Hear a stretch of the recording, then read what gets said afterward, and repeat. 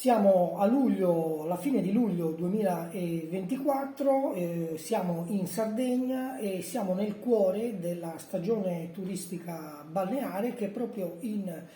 questi giorni raggiunge il picco, la sua massima espressione. E nonostante questa situazione economica abbastanza florida per quanto riguarda il settore turistico, per quanto riguarda la Sardegna che conquista una visibilità mondiale che non raggiunge negli altri periodi dell'anno. Nonostante questa situazione c'è un fatto molto importante che sta accadendo in questo stesso periodo e che è la cosiddetta speculazione energetica. Praticamente abbiamo che la Sardegna è oggetto di questa invasione di pale eoliche e di pannelli fotovoltaici che nel giro di pochi anni potrà cambiare definitivamente il paesaggio della Sardegna, trasformarlo in negativo, far perdere alla Sardegna quella competitività che aveva per essere una regione poco antropizzata, grazie alla quale è riuscita a conquistarsi posizioni di vertice mondiale nel settore del turismo, non solo, ma anche nelle produzioni agricole e nelle produzioni dell'allevamento. Ci sono poi dei settori industriali e dei settori di altri servizi che hanno dei ruoli un pochino più marginali, però diciamo che la carta vincente della Sardegna negli ultimi anni, soprattutto da quando è subentrato questo fenomeno della globalizzazione, per poter competere nei mercati mondiali, la Sardegna è riuscita a sopravvivere grazie appunto al fatto di disporre di un territorio ancora poco antropizzato. Questo fino ad oggi perché da oggi in poi il rischio di perdere questa competitività diventa concreta col fatto che appunto una parte importante del territorio sarà interessata dalla piantumazione di queste paleoliche. Un paesaggio su tutti che è stato appena modificato può essere quello visibile intorno al Monte Arci, dove è possibile vedere proprio in questo momento come un'area verde, come un'area molto interessante dal punto di vista storico, archeologico, geologico e anche paesaggistico, naturalistico, ambientale, sia stata trasformata dalla piantumazione che è ancora per difetto perché dovrebbero arrivare altre pale eoliche, come è stata trasformata la cartolina di quello spazio. Di fronte a un fatto del genere di tale rilevanza, di tale attualità, di tale portata, il telegiornale regionale della Sardegna non si occupa dell'argomento. Il telegiornale regionale della Sardegna, quello specificamente della RAI, quello che dovrebbe essere il servizio pubblico, non fa alcun servizio pubblico, cioè non informa i cittadini sugli accadimenti più importanti, più rilevanti, più determinanti che stanno accadendo e che potranno cambiare purtroppo in negativo la qualità della vita dei sardi, che andranno a perdere diciamo delle occasioni di benessere economico a favore di interessi di privati, ricordate di multinazionali che catturano l'energia proveniente dal sole e dal vento e la trasformano in energia da immettere sul mercato su cui fare dei profitti. Quindi non abbiamo neanche delle ricadute immediate nelle tasche dei sardi che rimangono a dover subire senza poter batter ciglio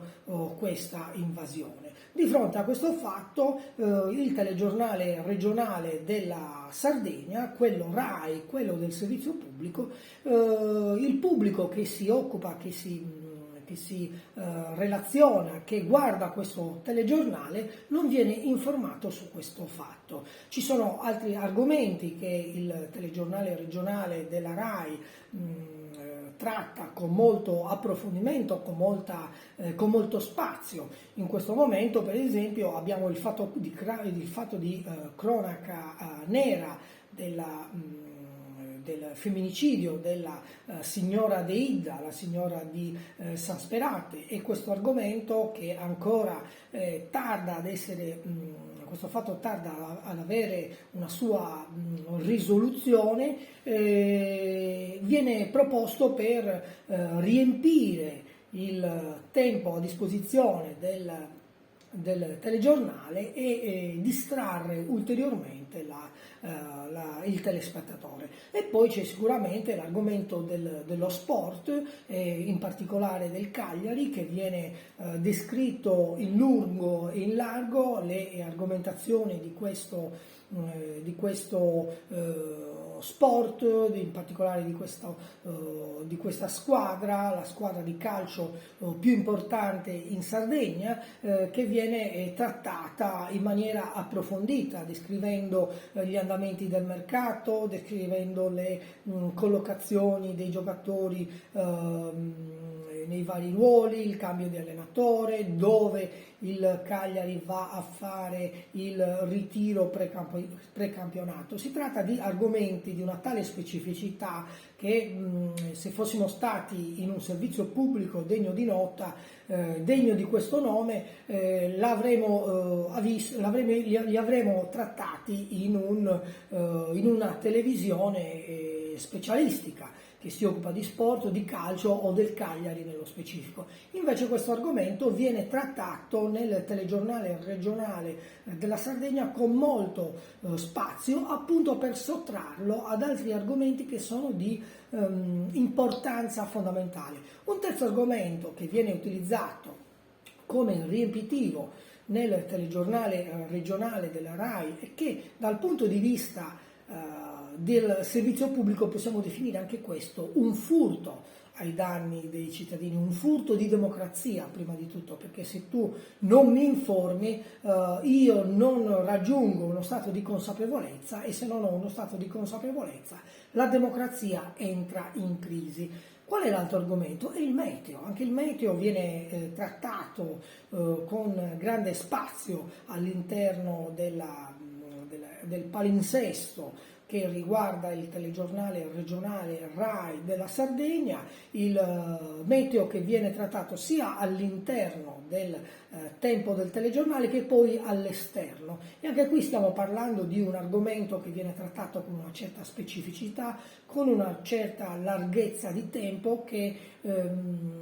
al telespettatore medio non è necessario. Ci sono casi di persone, diciamo che di cittadini che hanno necessità di conoscere in maniera specifica il tempo, ma ci sarebbero, volendo, dei canali adeguati, delle trasmissioni adeguate, e non certamente il telegiornale regionale, che si dovrebbe occupare di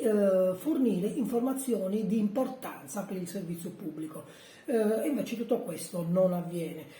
Se avessimo avuto un servizio pubblico nel telegiornale regionale della RAI, avremmo avuto dei giornalisti con la schiena dritta, liberi dal condizionamento politico, che sarebbero andati a fare delle foto, dei reportage, delle inchieste quando si stavano facendo i contratti, si sarebbero dovuti fare dei servizi per vedere chi erano i politici che hanno sottoscritto, che hanno firmato questi contratti, queste deliberazioni che portano appunto a questa invasione senza precedenti di pale eoliche, di pannelli fotovoltaici. Stiamo parlando di un'invasione che